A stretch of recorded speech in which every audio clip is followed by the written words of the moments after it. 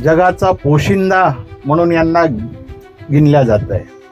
राजमाता म्हणून गाईला घोषित केलं. सोनाबाई तिचं नाव ठेवलं, पण तिच्या हातामध्ये वाळ्याचा काश्याचा जो आहे तो टोकरा दिला, अशीच गत आहे. सातत्याने भौगोलिक अन्याय या मराठवाड्यावर होतोय. कायिक, वाचिक, मानसिक, शारीरिक, बौद्धिक, आर्थिक, शैक्षणिक, आरोग्य विषयक पश्चिम महाराष्ट्रापेक्षा डावलल्याचं काम मराठवाड्याला आलेलं आहे. पण आता मराठवाड्यातले पूर्ण नागरिक, शेतकरी, पशुपालक, गोशाळा हे जागृत झालेले आहे. याची नोंद सरकारने घेतलीच पाहिजे. देवमूर्ती येथे गेल्या 48 दिवसांपासून जालना नांदेड समृद्धी बाधित शेतकरी हे आंदोलनाला बसलेले आहेत. आज सर्व महाराज, संत, महंत मंडळी हे आंदोलनास्थळी आले होते. त्यावेळी वेदशास्त्र संपन्न विनायक महाराज फुलंब्रीकर यांनी मराठवाड्यावर कशा प्रकारे वेळोवेळी अन्याय झाला, परंतु आता मराठवाड्याचा नागरिक आणि शेतकरी हा जागरूक झाला असल्याचे त्यांनी यावेळी म्हटले. पाहूयात फुलंब्रीकर महाराज नेमकं काय काय म्हणाले.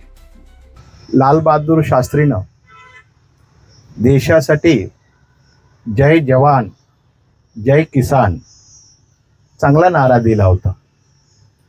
आणि तो खरंच नारा चांगला आहे की सर्व मनुष्याचं जीवन हे शेतकऱ्यांच्या हातामध्ये आहे. ही माऊली जेव्हा पेरती, एक दाण्याचे 10 दाणे करतीये, कष्ट कबाड करतीये, त्या जमिनीमध्ये जी आहे तर त्या ठिकाणी आत्मसन्मान करून स्वतःच जगाचा पोशिंदा म्हणून यांना गिनल्या जात आहे.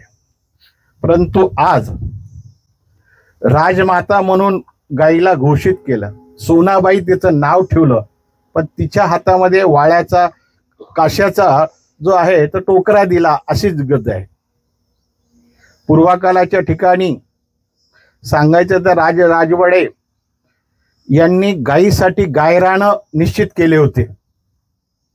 गायी म्हणा, पशुधन म्हणा, यांच्यासाठी ठराविक सर्वे नंबर राखीव ठेवले होते. आणि राजश्रय सगळं त्या होतो. उशिरा का होईना, पण या सरकारने राजश्रय गायीला दिलाय, त्याबद्दल त्यांचं धन्यवाद. परंतु सातत्याने भौगोलिक अन्याय या मराठवाड्यावर होतोय. सुरुवातीला मोगलाई आली आहे, त्यावेळेस अन्याय झाला. त्याही अगोदर प्रभू रामचंद्र अयोध्यातून औंढा नागनाथ पासून तर नाशिक पर्यंत हे जे आहे हे दंडकारण्य आहे. आणि दंडकारण्य असल्या कारणाने या ठिकाणी मोगलाईपासून, निजाम राजपासून, रामापासून तर आतापर्यंत या महाराष्ट्र सरकारने अनुशेष लाद लिहिला आहे.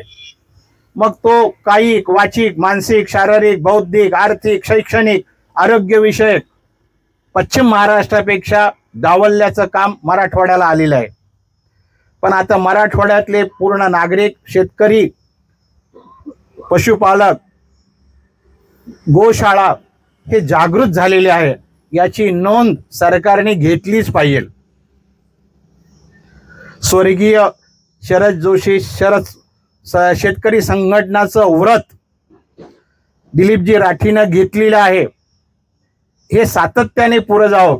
आत्ता सरपंच आमचे बोलता बोलता म्हटले की मौसपुरीला पोलीस स्टेशनमध्ये आम्हाला नेलं आणि आम्ही जाणार नाही. हेच वाक्य शरदजी जोशीनं केलं आणि त्यावेळेसचं आंदोलन त्यांनी सक्सेस करून दाखवलं. एकमेका सहाय्य करू, अवघे धरू सुपंथ.